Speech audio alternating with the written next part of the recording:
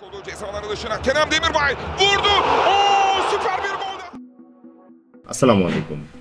আজ আমি আপনাদের সাথে এমন একজন ফুটবলারের পরিচয় করিয়ে দিব যিনি খুব বিখ্যাত ফুটবলার না হলেও যার মন্তব্য পুরো দুনিয়ায় তোলপাড় করেছিল। নাম কেরেম ডেমিরবে, যিনি জার্মানির জাতীয় দলের একজন অনিয়মিত মুখ।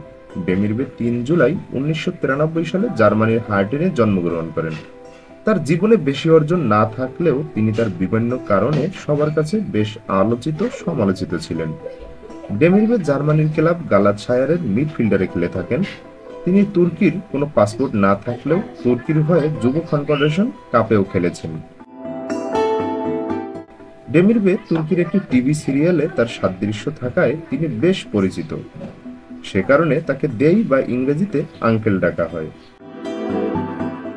ডেমিরবে ক্লাব ক্যারিয়ারে বেশ পরিচিত মুখ, তবে মিডফিল্ডার হওয়ায় তেমন কোনো গোল বা অ্যাসিস্ট নেই, তাই তিনি থেকে যান পর্দার আড়ালেই।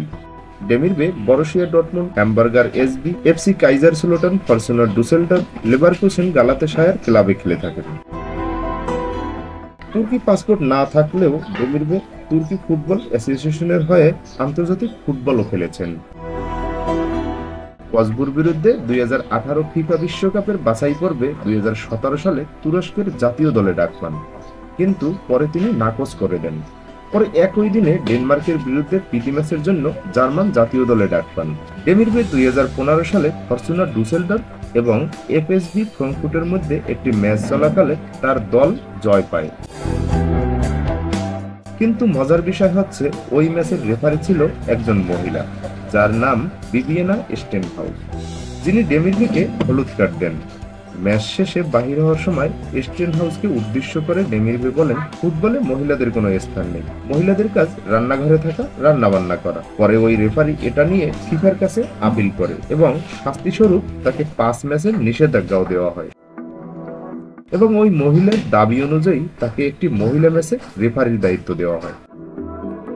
পরে ডেমিরবে ওই মহিলা ম্যাচে রেফারি করার সময় 8 জন খেলোয়াড়কে লাল কার্ড দেন। ম্যাচ শেষে ডেমিরবেকে যখন জিজ্ঞেস করা হয়, আপনি কেন 8 জনকে লাল কার্ড দিলেন বা এমনটা কেন করলেন, তিনি ওই একইভাবে উত্তর দিয়ে দেন, মহিলাদের কোনো খেলাধুলায় স্থান নেই, তাদের কাজ রান্নাঘরে থাকা, রান্না বান্না করা। তো পরে বিষয়টি নিয়ে তিনি দুঃখ প্রকাশ করেন এবং স্টেনহাউসের কাছে পার্সোনালিও তিনি ক্ষমা প্রার্থনা করেন। পরবর্তীতে তাকে ফিফা ক্ষমাও করে দেয় এবং তিনি তার স্বাভাবিক জীবনে ফুটবলে ফিরে আসেন। তো ডেমিরবের এসব মন্তব্য আপনার কাছে কেমন লেগেছিল অবশ্যই কমেন্ট বক্সে মতামত আশা করছি। তো দেখা হচ্ছে পরবর্তীতে তথ্যবহুল কোনো ভিডিও নিয়ে। ততক্ষণ পর্যন্ত ভালো থাকবেন, সুস্থ থাকবেন, টাটা।